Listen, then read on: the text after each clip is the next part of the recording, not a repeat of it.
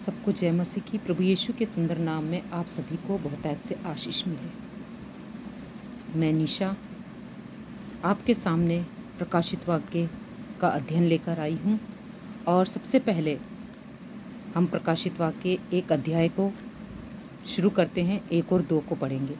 इससे पहले मैंने आपको प्रकाशित वाक्य शुरू करने से पहले कुछ बातें आपको बताई थी, तो मैं समझूंगी कि आपने उन बातों पर गौर किया होगा।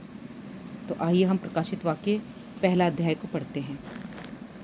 यीशु मसीह का प्रकाशित वाक्य जो उसे परमेश्वर ने इसलिए दिया कि अपने दासों को वे बातें जिनका शीघ्र होना अवश्य है दिखाए, और उसने अपने स्वर्गदूत को भेजकर उसके द्वारा अपने दास यूहन्ना को बताया। दूसरा पद, जिसने परमेश्वर के वचन और यीशु मसीह की गवाही अर्थात जो कुछ उसने देखा था उसकी गवाही दी। तो प्रकाशित वाक्य 1 ये लिखा है, ये यीशु का प्रकाशित वाक्य है, यूहन्ना का नहीं। मतलब ये प्रभु यीशु ने यूहन्ना को दिखाया है। और मैंने आपको पहले भी बताया था कि यीशु का चेला जो यूहन्ना था, जो पतमुस नामक टापू पर था 95 एडी में, यीशु के उठा लिए जाने के 60 साल बाद जिसका नाम यूहन्ना है, उसने लिखा। तो प्रभु यीशु ने उसको बताया।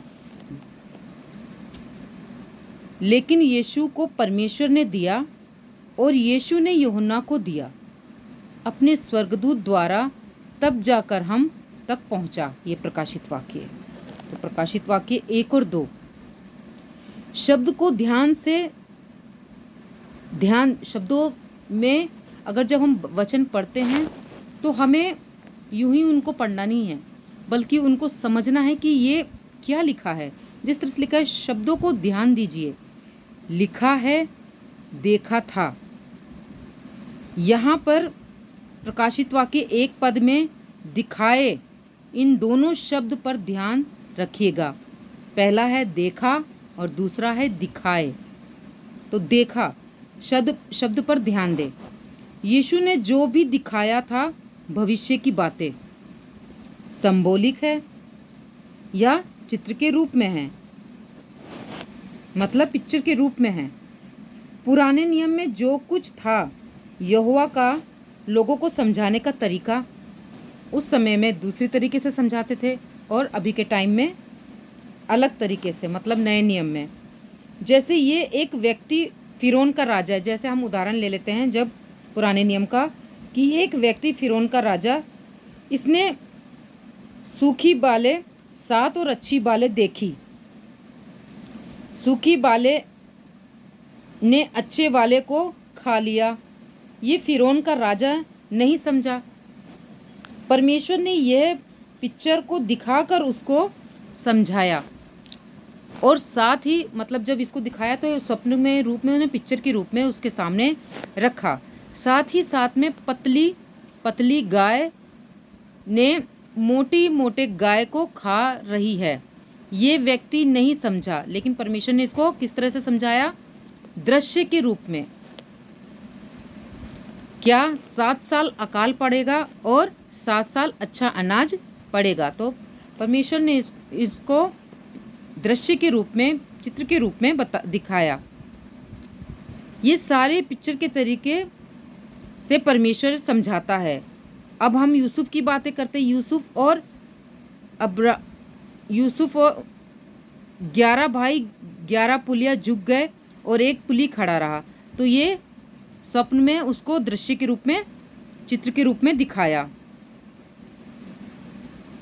यीशु हमेशा उदाहरणों में ही बातें करते थे।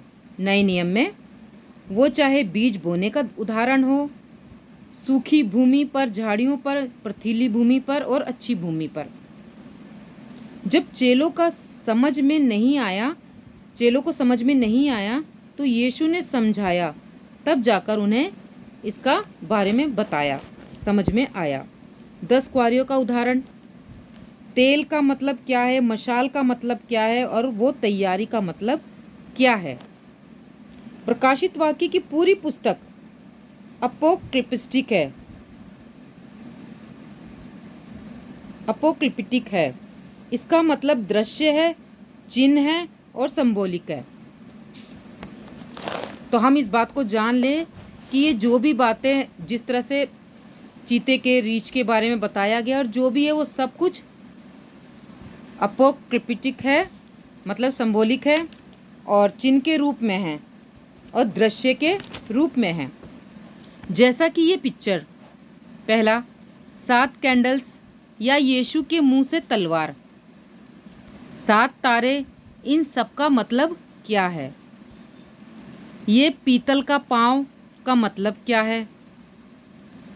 तीसरा, यीशु के 7 सिंग हैं, यीशु के 7 सिंग हैं, उसका मतलब क्या है? और 7 आँखें हैं, उसका मतलब क्या है?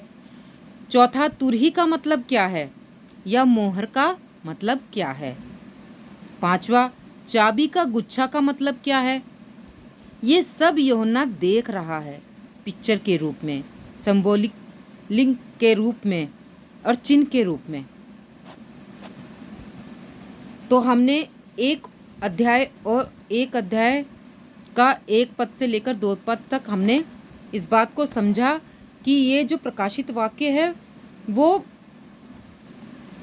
यूं ही नहीं लिखा हुआ है, वो अपोक्लिप्टिक है और दृश्य के रूप में है, चिन्ह के रूप में है, संबोलिक के रूप में है। तो हमें इस बात को समझना है और इसे इस तरह से पढ़ना है। अगर हम भाग करके पढ़ेंगे तो हमें बातों को तोड़ कर पढ़ेंगे और हमें एक एक चीज़ को हम पढ़ेंगे तो हमें समझ में आएगा।